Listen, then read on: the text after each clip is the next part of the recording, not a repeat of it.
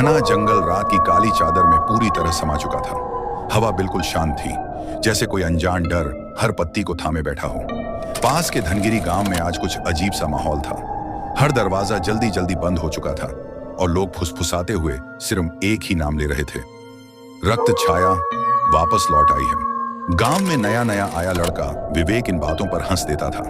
उसे भूत प्रेत में कोई भरोसा नहीं था, पर उस रात उसका दोस्त मनोज अचानक गायब हो गया। लोग कह रहे थे कि उसे आखिरी बार निषिद्ध वन के पास देखा गया, वह जगह है जहां कोई भी सूरज ढलने के बाद जाने की हिम्मत नहीं करता। मनोज को ढूंढने की बेचैनी में विवेक ने लालटेन उठाई और अकेला ही जंगल की तरफ निकल पड़ा। जैसे ही वह अंदर पहुंचा, उसे लगा कि पेड़ मुड़े तोड़े हाथों की तरह उसे पकड़ डालने को बढ़ रहे हों। दूर कहीं से एक दर्द भरी चीख गूंजी। विवेक डर गया, पर कदम रुक नहीं सके। वह आवाज का पीछा करता करता एक सूखे कुएं तक पहुंचा। कुएं के किनारे खून के पुराने सूखे धब्बे साफ दिख रहे थे, और तभी कुएं के भीतर से उसकी लालटेन की रोशनी पर किसी का चेहरा दिखा। बिल्कुल सफेद, आंखें बिना पलकें झपकाए सीधे उसे घूरती हुई। विवेक का दिल जोर से धड़कने लगा।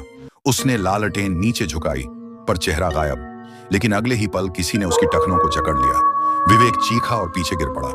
नीचे सिर्फ पुरानी सूखी बेलें थीं। फिर चेहरा किसका था? वह तेजी से उठकर भागा, लेकिन जंगल बदल चुका था। जो रास्ता उसने पीछे छोड़ा था, अब वहां सिर्फ काली धुंध थी। उसी धुंध में एक बड़ा सा साया दिखा, धीरे धीरे उसकी ओर बढ़ता हुआ। उसकी सांसें अटक गईं। साय ने बोलना शुरू किया, जंगल ने मुझे निगला, अब मैं किसी को जाने नहीं दूंगी।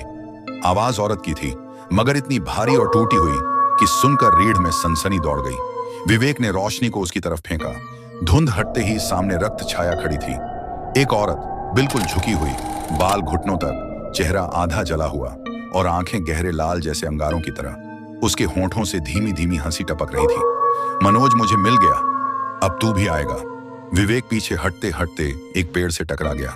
तभी उसके पास वाली झाड़ी से कोई बाहर निकला। मनोज, पर उसका चेहरा नीला पड़ा हुआ, आंखें पूरी सफेद। वह लड़खड़ाता हुआ बोला, भाग मत विवेक, उसने मुझे छोड़ दिया, लेकिन तुम्हें नहीं छोड़ेगी।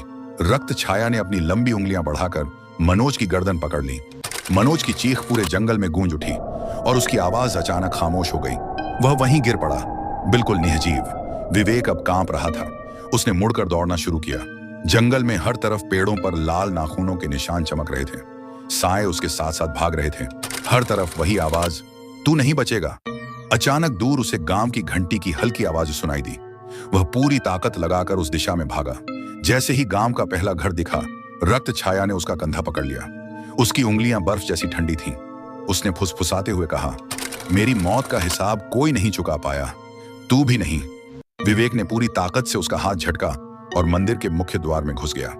जैसे ही वह भीतर आया, रक्त छाया की चीख रात को चीरती हुई गूंजी, ये जगह तुझे कुछ देर के लिए बचा सकती है, पर मैं वापस आऊंगी।